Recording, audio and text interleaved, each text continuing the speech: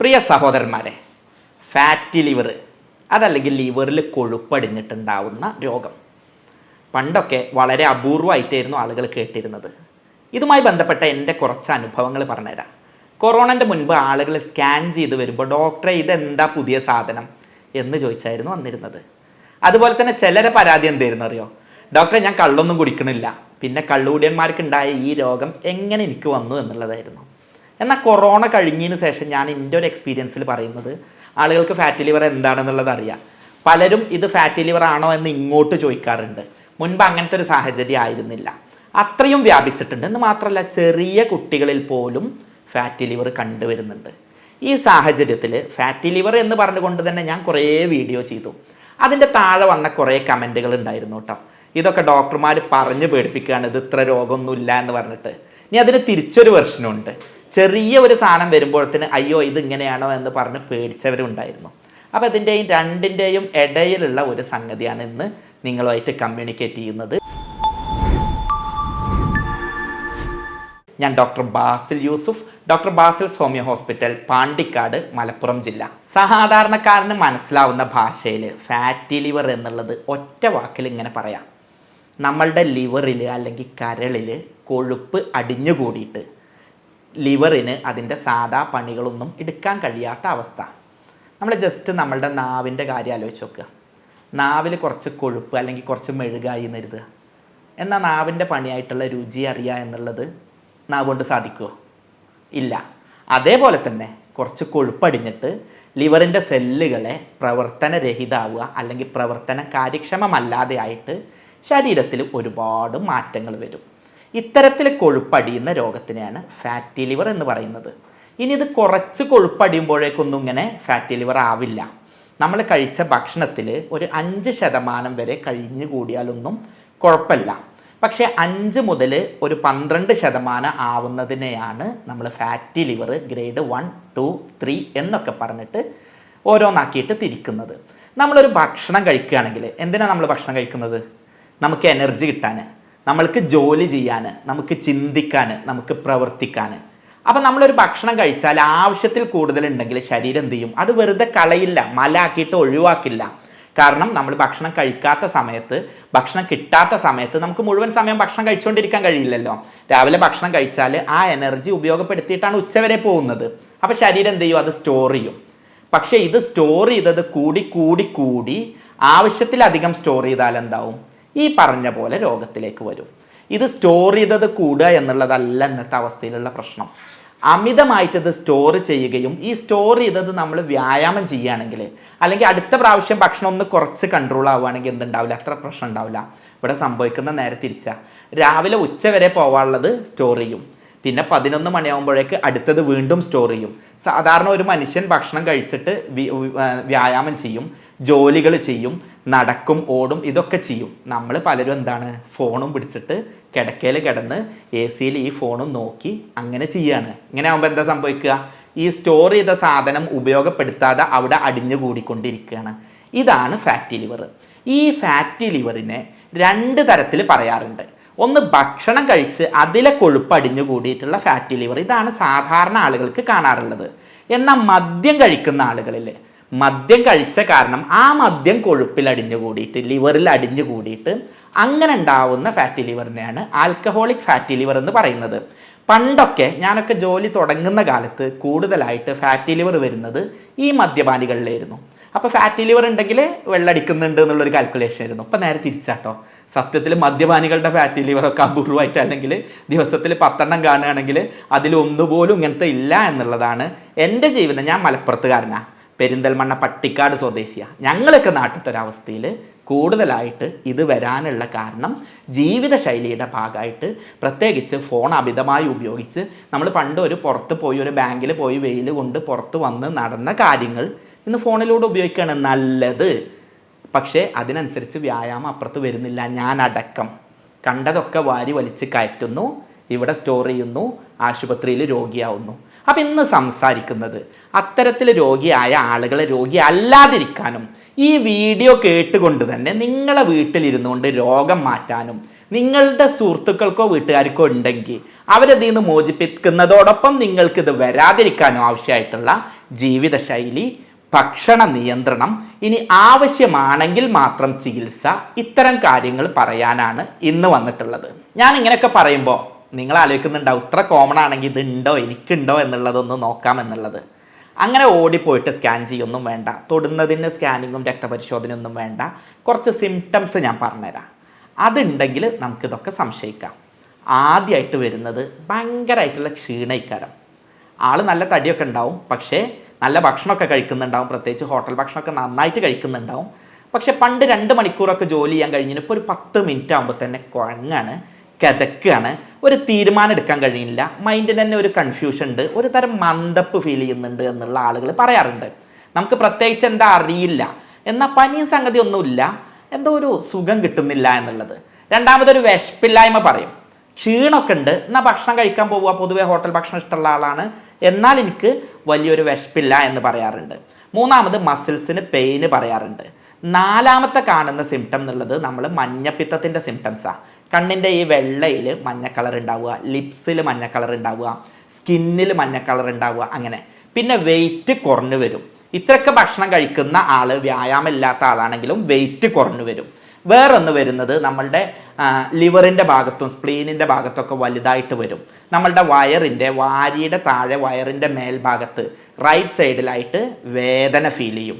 ഓക്കാനം വരും. എന്തോ പറഞ്ഞിട്ട് ഇങ്ങനെ എടുക്കും, പക്ഷെ എന്തുണ്ടാവില്ല, ഛർദി ഉണ്ടാവില്ല. ഓക്കാനായിട്ട് എന്തോ അടിയിൽ നിന്ന് ഇങ്ങോട്ട് വരും, പക്ഷേ ഛർദിയായിട്ട് വരില്ല. പിന്നെ അതുപോലെ തന്നെ സ്കിന്നിൽ പ്രത്യേകിച്ച് കാരണമൊന്നുമില്ലാതെ ചൊറിച്ചിലുണ്ടാവും. പലർക്കും കക്ഷത്തിൽ അതുപോലെ തന്നെ കഴുത്തിലൊക്കെ ഒരു സർക്കിളായിട്ടുള്ള സ്കിന്നിലുള്ള കംപ്ലൈൻറ്റുകൾ വരും. അതുപോലെ തന്നെ തീരുമാനം എടുക്കാനുള്ള പ്രയാസം, ഉറക്കത്തിൻ്റെ പ്രയാസം, ഒരു ഉന്മേഷക്കുറവ്, ഇത്തരം സംഗതികളാണ് കൂടുതലായിട്ട് ഈ രോഗത്തിൽ ലക്ഷണമായിട്ട് കാണാറുള്ളത്. നമ്മൾ ഓരോ വീഡിയോ ചെയ്യുന്നതും ആരും പേടിപ്പിക്കാനോ ആളുകളെ ആശുപത്രിക്ക് വരുത്താനോ അല്ല, എല്ലാവർക്കും ധൈര്യം തരാനും ഒരാളെയും ആശുപത്രിക്ക് വരാത്ത രൂപത്തിലാക്കാനുമാണ്. അതുകൊണ്ട് തന്നെ ആർക്കാണിത് കൂടുതൽ വരാൻ സാധ്യത എന്നും എന്താണിത് വരാനുള്ള കാരണം എന്നും പറഞ്ഞുതരാം. അപ്പോൾ അതുള്ളവർക്ക് അതിൽ നിന്ന് മാറി നിൽക്കാനും, അതെങ്ങാനും ചെയ്തുകൊണ്ടിരിക്കുന്നവർക്ക് അതുണ്ടോ എന്ന് നോക്കാനും, ഇതിൻ്റെ തുടക്ക ലക്ഷണങ്ങൾ കണ്ടവർക്ക് അതിൽ നിന്നൊക്കെ വിട്ടു നിൽക്കാനും ഏറെ സഹായകരാകും. ഞാൻ നേരത്തെ പറഞ്ഞു, നമ്മൾ അമിതമായി ഭക്ഷണം കഴിച്ച് അത് കൊഴുപ്പ് അടിയുന്നവർക്കാണ് ഇത് വരുന്നത് എന്നുള്ളത്. അപ്പോൾ അതുപോലെ ഭക്ഷണത്തിൽ ശ്രദ്ധയില്ലാത്ത ആളുകൾക്ക്, അമിതമായി വാരി വലിച്ച് ഭക്ഷണം കഴിക്കുന്നവർക്ക്, ഹോട്ടൽ ഭക്ഷണം, വിശിഷ്യ ഫാസ്റ്റ് ഫുഡ്, ജങ്ക് ഫുഡ്, കോളകൾ, റെഡ് മീറ്റ് അതായത് ഇറച്ചി, നമ്മളെ ബീഫ്, പോർക്ക്, ചെമ്മീൻ, ഞണ്ട് ഇത്യാദി സാധനങ്ങൾ വാരി വലിച്ച് കഴിക്കുന്നവർക്ക്, അതുപോലെ തന്നെ ഫ്രോസൺ മീറ്റ്, നമ്മളൊക്കെ നാട്ടിൽ കോഴി ഇറച്ചി നേരെ അറുത്തിട്ട് കൊണ്ടുവന്ന് കഴിക്കുകയാണ്. ഫ്രീസറിലിട്ട് പ്രിസർവേറ്റീവൊക്കെ ചേർത്തിട്ടുള്ള മാംസാഹാരം കൂടുതൽ കഴിക്കുന്നവർക്ക്, എണ്ണമെഴുക്കുള്ള ഭക്ഷണം കൂടുതൽ കഴിക്കുന്നവർക്ക്, കൂടുതൽ കൊഴുപ്പടങ്ങിയിട്ടുള്ള ഭക്ഷണം കഴിക്കുന്നവർക്ക്, ടിന്നിൽ അടച്ചു വെച്ചിട്ടുള്ള ഭക്ഷണങ്ങൾ കഴിക്കുന്നവർക്ക്, അതുപോലെ സ്വാദൂറിയ ഭക്ഷണമാവാൻ സ്വാദ് കയറ്റാൻ വേണ്ടിയിട്ട് കളറ്, അതുപോലെ തന്നെ അതിലേക്ക് അത്തരം സംഗതികൾ കൂടുതൽ കഴിക്കുന്നവർക്ക്, പഞ്ചസാര കൂടുതലായിട്ട് ഉപയോഗിക്കുന്നവർക്ക്, അരി ഭക്ഷണം കൂടുതലായിട്ട് ഉപയോഗിക്കുന്നവർക്ക് എല്ലാമാണ് ഭക്ഷണത്തിലൂടെ ഇത് വരാനുള്ള സാധ്യത. അരി ഭക്ഷണത്തിൻ്റെ പ്രത്യേകത എന്താ പറഞ്ഞാൽ, നമ്മളുടെ എണ്ണക്കൊഴുപ്പിലൊന്നും ഉള്ളത് അത്ര തന്നെ കൊഴുപ്പ് ആസച്ച് അരി ഭക്ഷണത്തിലില്ല. പക്ഷേ നമ്മൾ കഴിക്കുന്ന അരി ഭക്ഷണം നമ്മളുടെ ലിവറിൽ ചെന്നിട്ട് കൊഴുപ്പായിട്ട് മാറും. അങ്ങനെ കൊഴുപ്പായിട്ട് സംഭരിക്കുന്നത് കൊണ്ടാണ് മലയാളികൾക്ക് വിശിഷ്യ പോളിഷ്ഡ് ആയിട്ടുള്ള, നമ്മൾ ഈ വെള്ള കളറിലുള്ള അരി കഴിക്കുന്ന, തവിടില്ലാതെ പോളിഷ് ചെയ്ത അരി കഴിക്കുന്ന, 2 നേരം അല്ലെങ്കിൽ 4 നേരം അരി കഴിക്കുന്ന മലയാളികളായ നമ്മൾക്ക് കള്ള് കുടിച്ചിട്ടില്ലെങ്കിലും ഈ രോഗം ഉണ്ടാവുന്നത്. അതുകൊണ്ട് അരി ഭക്ഷണത്തിൻ്റെ ഉപയോഗം കൂടുതലുള്ളവർക്ക് ഇത് വരാനുള്ള സാധ്യത ഉണ്ട്. പിന്നെ മദ്യം ഞാൻ നേരത്തെ പറഞ്ഞു, എല്ലാ തരത്തിലുള്ള മദ്യവും സ്മോക്കിങ്ങും ലഹരിയും ഒഴിവാക്കുക. അത്തരം ആളുകളിൽ ഇത് വരാനുള്ള സാധ്യത ഉണ്ട്. പിന്നെ ഡയബറ്റീസ് ഉള്ളവർക്ക്, മഞ്ഞപ്പിത്ത രോഗമുള്ളവർക്കൊക്കെ ഇത് വരാനുള്ള സാധ്യത ഉള്ളതുകൊണ്ട് ആ കാര്യങ്ങൾ നിയന്ത്രിച്ച് കൊണ്ടുപോവുക. അമിതവണ്ണമുള്ളവർക്ക്, അതുപോലെ തന്നെ വയറിൽ കൊഴുപ്പടിഞ്ഞ് കുടവയറുള്ളവർക്ക് ഇത് കൂടുതലായിട്ട് കാണാൻ സാധ്യത ഉണ്ട്. സാധാരണയായിട്ട് ഇത് കൗമാരം കഴിഞ്ഞിട്ടുള്ള യുവാക്കളിലും വയസ്സായ ആളുകളിലുമാണ് കാണുന്നത്. അത്തരം ആളുകളിൽ ഇപ്പോൾ പക്ഷേ കുട്ടികളിലും കാണുന്നുണ്ട്, പക്ഷേ കൂടുതലായിട്ട് കാണുന്നത് കൗമാരം കഴിഞ്ഞ യുവാക്കളിലും അതുപോലെ തന്നെ മധ്യവയസ്കരിലും വയസ്സന്മാരിലൊക്കെയാണ്. അപ്പോൾ ആ ഒരു പ്രായം അതിൽ ഘടകമായിട്ട് കാണുന്നുണ്ട്. കൂടുതലായിട്ട് ആണുങ്ങളിൽ കണ്ടുവരാറുണ്ട്. ഒരു കണക്കായിട്ട് പറയാൻ പറ്റുന്നില്ലെങ്കിലും ആണുങ്ങളിൽ അത്തരം സംഗതി കൂടുതലായിട്ട് കാണുന്നുണ്ട്. വ്യായാമമില്ലാത്ത ആളുകളിൽ, എണ്ണമെഴുക്കുള്ള ഇന്നത്തെ ആധുനിക ജീവിതശൈലി ഫോളോ ചെയ്യുന്ന ആളുകളിലാണ് ഇത് കൂടുതൽ വരുന്നത് എന്നുള്ളത് കൊണ്ട് അത്തരം ആളുകൾ ശ്രദ്ധിക്കുക. അത്തരം ജീവിതശൈലിയെ മാറ്റുക. കുറേ നേരം ഇരുന്ന് വെള്ളം കുടിക്കാതെ കോളകളും സോഫ്റ്റ് ഡ്രിങ്ക്സും ഒക്കെ കുടിച്ച്, പ്രത്യേകിച്ച് പ്രവാസികൾ, IT ജീവനക്കാർ, ഇത്തരത്തിൽ ഞാൻ അടക്കമുള്ള ആളുകൾ, ആരെയും കുറ്റപ്പെടുത്തല്ല, ഇത്തരത്തിലുള്ള ആളുകളിലാണ് ഇത് ഏറ്റവും കൂടുതൽ വരാനുള്ള സാധ്യതയുള്ളത്. ഫാറ്റി ലിവറിനെ പറയുമ്പോൾ ഏറ്റവും പ്രസക്തമായ ഒരു കാര്യം മലയാളികളോട് പറയേണ്ടതുണ്ട്.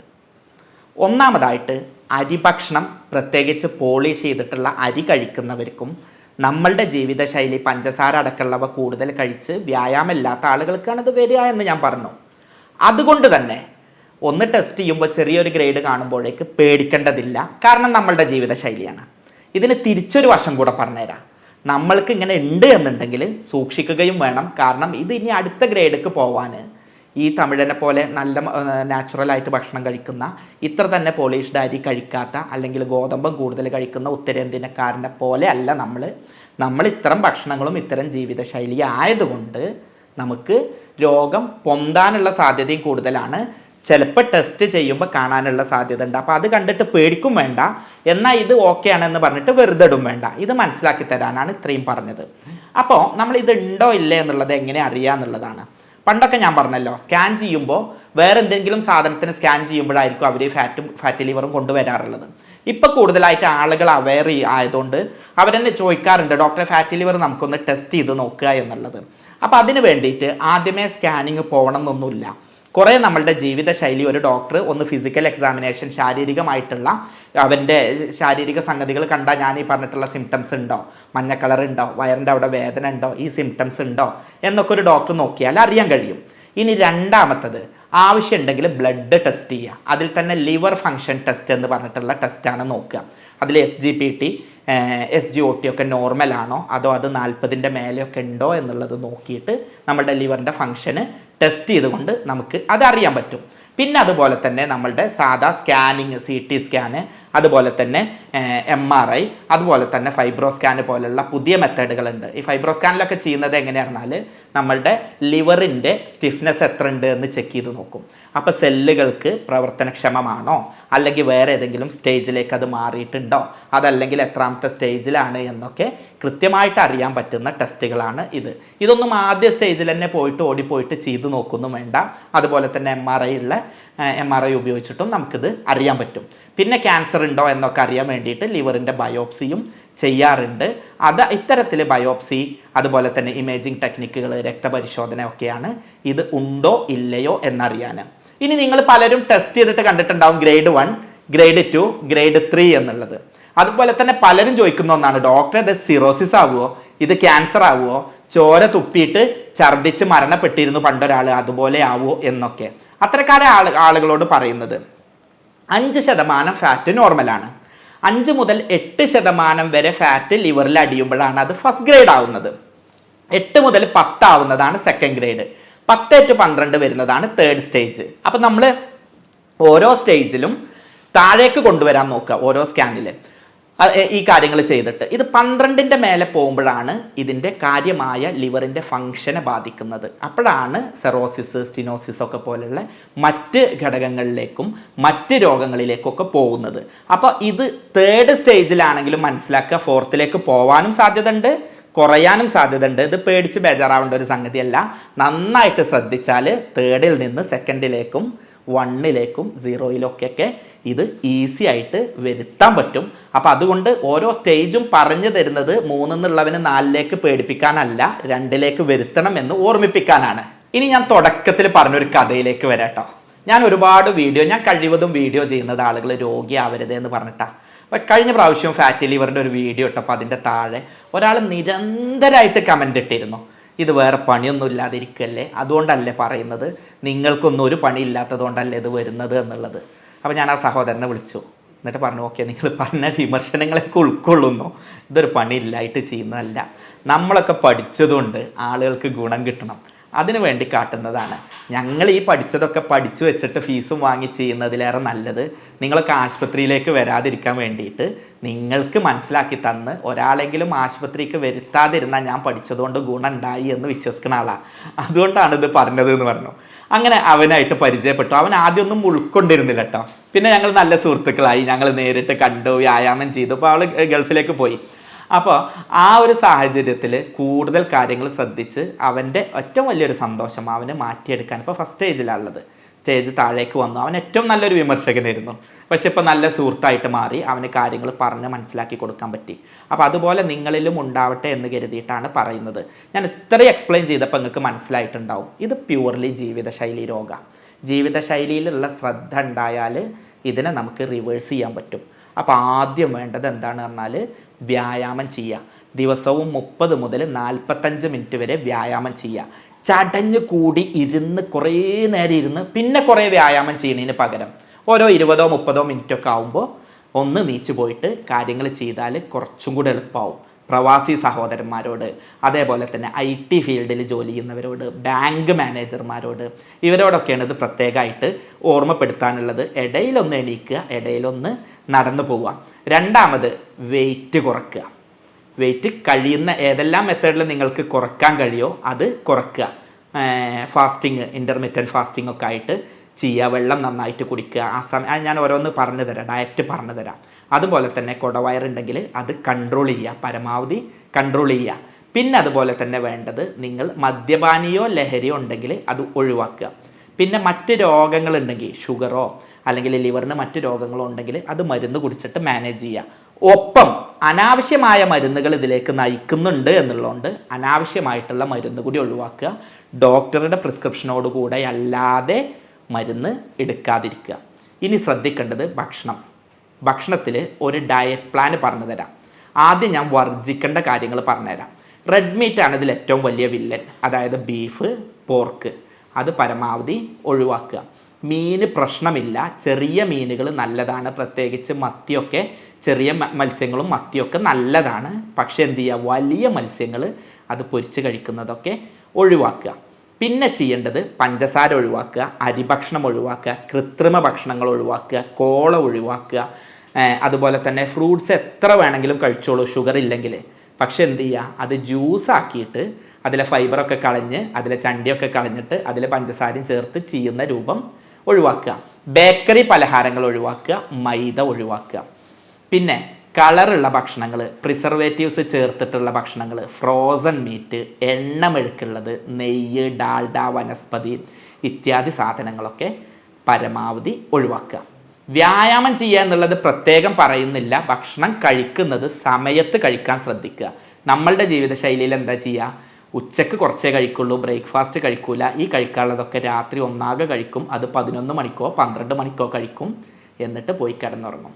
അങ്ങനെ ചെയ്യുന്നതിന് പകരം ഒരു ഡയറ്റ് പ്ലാൻ പറഞ്ഞു തരാം. രാവിലെ എഴുന്നേൽക്കുക, സൂര്യൻ ഉദിക്കുന്നതിൻ്റെ മുൻപ് എഴുന്നേൽക്കുക. ഈ പറയുന്നത് എനിക്കും കൂടെ വേണ്ടിയിട്ടാട്ടോ. ഞാനും പലപ്പോഴും ഇതിൽ അശ്രദ്ധനാവാറുണ്ട്. ജീവിതശൈലിയുണ്ട്, ജീവിതത്തിൻ്റെ ഓട്ടപ്പാച്ചിലിൻ്റെ ഇടയിൽ ഞാൻ അടക്കം തെറ്റ് പറ്റാറുണ്ട്. അതുകൊണ്ട് തന്നെയാണ് ഇങ്ങനെ പറയുന്നത്.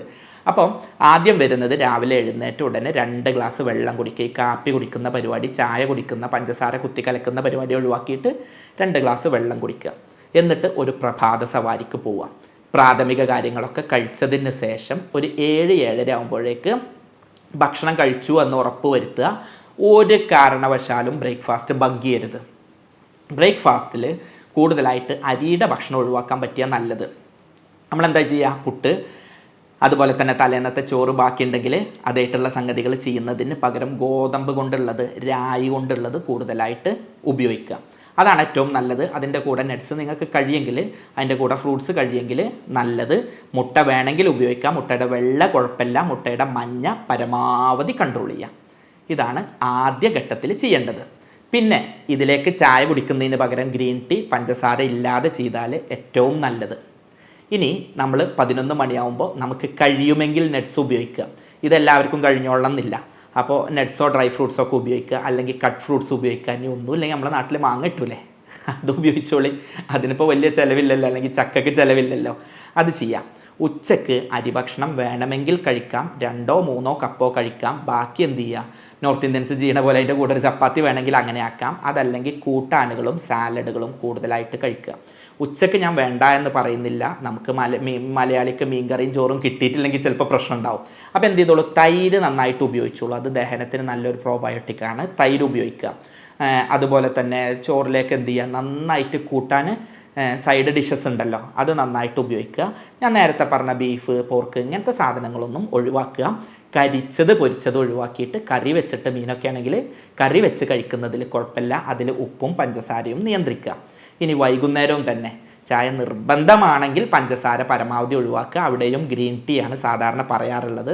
അത് നാച്ചുറൽ ഡ്രിങ്ക്സ് വേണമെങ്കിൽ അങ്ങനെ ചെയ്യാം. നമ്മളുടെ പഞ്ചസാര ഇല്ലാത്ത അത് പാനീയങ്ങൾ അത്തരം സംഗതികളാക്കാം. വൈകുന്നേരം കടിയായിട്ട് ഫ്രൂട്ട്സ് കഴിക്കാം, ഡ്രൈ ഫ്രൂട്ട്സ് ഉപയോഗിക്കാം. സാലഡുകൾ വേണമെങ്കിൽ അങ്ങനെയും ഉപയോഗിക്കാം. രാത്രി ഒരു 7 മണിക്ക് തന്നെ ഭക്ഷണം കഴിക്കുക. അങ്ങനെ കഴിക്കുന്നത് അരി പരമാവധി ഒഴിവാക്കുക, ഗോതമ്പാക്കുക, ചപ്പാത്തി കഴിക്കുക. അത്തരത്തിലുള്ള സംഗതികൾ, ഓട്സ് നല്ലതാണ്, സാലഡുകൾ നല്ലതാണ്, ഫ്രൂട്ട്സ് നല്ലതാണ്, അത് ഉപയോഗിക്കുക. അത് നമ്മൾ വയറ് നിറച്ച് കഴിച്ചോളൂ. അങ്ങനെയാണെങ്കിൽ രാത്രി സ്വസ്ഥമായിട്ട് ഉറങ്ങാനും രാവിലെ സുഖശോധന കിട്ടാനൊക്കെ സഹായിക്കും. ഈ ഒരു ഡയറ്റ് നിങ്ങളൊരു 40 ദിവസം ഫോളോ ചെയ്യാം. ഒരു 90 ദിവസം കഴിയുന്നത്ര ഇത് ഫോളോ ചെയ്യാം. മുഴുവൻ എന്ന് പറയുന്നില്ല, 90 ദിവസം വരെ ചെയ്തിട്ട് ഒന്നും കൂടെ സ്കാൻ ചെയ്ത് നോക്കൂ. എന്നിട്ട് നിങ്ങൾ പറയൂ. കാരണം ഒരുപാട് പേരെ മരുന്നില്ലാതെ ഈ ഒരു പ്രശ്നത്തിൽ നിന്ന് മാറ്റിയത് കൊണ്ടുള്ള ഒരു അനുഭവത്തിൽ നിന്നാണ് നിങ്ങളോട് സംസാരിക്കുന്നത്. 90 ദിവസം ഇത് ചെയ്യുക. എന്നിട്ട് മാറ്റില്ലെങ്കിൽ ഇതിൻ്റെ താഴെ കമൻ്റ് ഇട്ടോളൂ. അതിൽ അപ്പം നമുക്ക് എന്താണെന്ന് വെച്ചാൽ നോക്കിയിട്ട് അതിനനുസരിച്ച് ചെയ്യുക. അപ്പം ഇത്തരത്തിൽ ഭക്ഷണ ശൈലി ശ്രദ്ധിക്കുക, ജീവിതശൈലിയിൽ നിയന്ത്രിക്കുക. അങ്ങനെയാണെങ്കിൽ ഈ രോഗത്തെ നമുക്ക് എന്ത് ചെയ്യാൻ പറ്റും, പമ്പ കടത്താൻ പറ്റും. ഇനി പല ആളുകൾക്കും ഇതൊന്നും ചെയ്തിട്ട് കുറവില്ലെങ്കിൽ അപ്പോഴേക്ക് ആളുകൾക്ക് വലിയ വലിയ സംഗതികളാണ് അറിയുക. ഇത് സിറോസിസ്ക്ക് പോവുമോ, ക്യാൻസർ ആവുമോ, കരൾ മാറ്റി വെക്കേണ്ടി വരുമോ, ഇത് കാരണം ഷുഗർ വരുമോ, ഒക്കെ ശരിയാണ്, വന്നേക്കാം. പക്ഷെ അതൊക്കെ ഭക്ഷണത്തിലൂടെയും വ്യായാമത്തിലൂടെയും കിട്ടിയിട്ടില്ലെങ്കിൽ നമുക്ക് ചികിത്സയിലൂടെ തന്നെ അത് മാനേജ് ചെയ്യാൻ പറ്റും. ഞാൻ ഹോമിയോ ഡോക്ടറാണ്. ഞാനിതിൽ ചെയ്യുന്നത് എന്താണെന്ന് പറഞ്ഞാൽ, എപ്പോഴും ഒരു രോഗിയുടെ ശാരീരികവും മാനസികമായിട്ടുള്ള അവൻ്റെ ജീവിതശൈലി അടക്കമുള്ള സർവ്വ സാധനങ്ങളും കൃത്യമായിട്ട് പഠിക്കും. ഒരു രോഗിക്ക് രോഗം വരാനുള്ള കാരണം എന്ന് പറഞ്ഞാൽ നമ്മൾ ഈ ബുക്ക് പഠിച്ച സംഗതികൾ മാത്രമല്ല. പലപ്പോഴും അയാളുടെ ജീവിതശൈലി ആയിരിക്കും. അയാൾ കാണുമ്പോൾ നല്ല തടിയുള്ള ആളായിരിക്കും, പക്ഷേ ഒരു അല്പം ഭക്ഷണം പോലും കഴിക്കുന്നുണ്ടാവില്ല. അല്ലെങ്കിൽ മാനസികമായിട്ട് പ്രശ്നങ്ങളുണ്ടാവും. ഇത്തരത്തിലുള്ള സംഗതികളെ കൃത്യമായിട്ട് അനലൈസ് ചെയ്യും. അതിന് വേണ്ടിയിട്ട് യൂറോപ്യൻ നിർമ്മിതമായിട്ടുള്ള സോഫ്റ്റ്വെയറുകൾ, ChatGPT പോലുള്ള ആർട്ടിഫിഷ്യൽ ഇൻ്റലിജൻസ്, ഇതിൻ്റെയൊക്കെ സഹായത്തോടെയാണ് രോഗനിർണയവും മരുന്ന് നിർണയവും നടത്തുക. എന്നിട്ട് ജർമ്മൻ പൊട്ടൻസി മരുന്നുകൾ ഉപയോഗിച്ചിട്ടാണ് ട്രീറ്റ്മെൻറ്റ് ചെയ്യാറുള്ളത്. അങ്ങനെ കോൺസ്റ്റിറ്റ്യൂഷണലായിട്ടും ആവശ്യമായിട്ടുള്ള ചികിത്സകളൊക്കെ കൊടുക്കുന്ന സമയത്ത് ഓപ്പറേഷൻ ഇല്ലാതെ തന്നെ ഇത് വലിയ ഗ്രേഡിൽ നിന്ന് താഴേക്കും പിന്നെ അത് നോർമലിലേക്ക് ഒരുപാട് പേരെ വരുത്താൻ കഴിഞ്ഞിട്ടുണ്ട്. ഇത്തരത്തിൽ പ്രയാസം അനുഭവിക്കുന്ന ആരെങ്കിലും ഉണ്ടെങ്കിൽ ഇതൊക്കെ ചെയ്തു നോക്കുക. ഇല്ലെങ്കിൽ മാത്രം ചികിത്സയെ പറ്റി ചിന്തിക്കുക. നിങ്ങൾക്ക് എന്നെ ബന്ധപ്പെടാം, എന്നെ ഫോണിലൂടെ ബന്ധപ്പെടാം. നിങ്ങൾക്ക് ആവശ്യമായിട്ടുള്ള നിർദ്ദേശങ്ങൾ എൻ്റെ കഴിവിനും ഒഴിവിനും അനുസരിച്ച് ഞാൻ ചെയ്തു തരുന്നുണ്ട്. നിങ്ങളുടെ അഭിപ്രായങ്ങൾ താഴെ കമൻ്റായിട്ട് രേഖപ്പെടുത്തുക. തീർച്ചയായും ഇതിൽ മാറിയവരും അത്തരം ആളുകൾ അവരുടെ അനുഭവങ്ങൾ പറയുന്നുണ്ടാവും. നിങ്ങളുടെ അനുഭവങ്ങളും പറയുക. ഇങ്ങനെ ഒരാൾ രോഗി അല്ലാതെ ഇരിക്കുമ്പോഴാണ് ഞങ്ങൾ ഈ വീഡിയോ എല്ലാം ചെയ്യുന്നത് കൊണ്ട് ഉപയോഗം ഉണ്ടാവുന്നത്. ഈ വീഡിയോ പരമാവധി ആളുകളിലേക്ക് ഷെയർ ചെയ്യുക. സ്നേഹത്തോടെ doctor Basil Yusuf, doctor Basil's homeo hospital, Pandikkad, Malappuram ജില്ല.